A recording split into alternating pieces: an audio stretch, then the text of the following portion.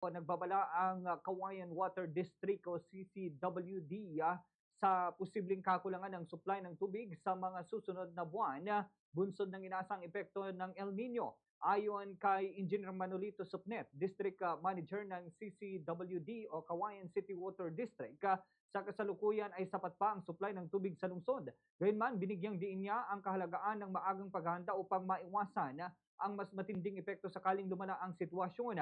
Ipaniluwanag pa ni Engineer Supnet na maaring makaranas ng kakulangan sa tubig kung magpapatuloy ang matinding init at kakulangan ng ulan na posibleng magdulot ng pagbaba ng level ng tubig sa mga pinagkukunan tulad na lamang ng deep wells sa iba pang water sources ng distrito o water district.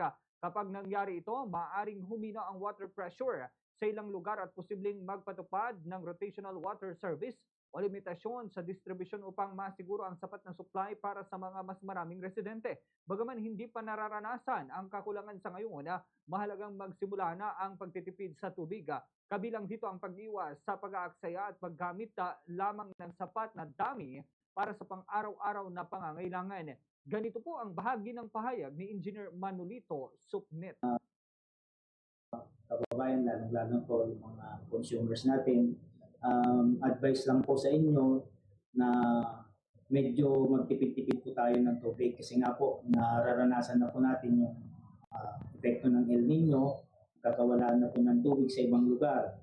So dito sa Kawayan is marami pa naman tayong supply pero hindi naman po ibig sabihin na hindi po tayo magtitipid.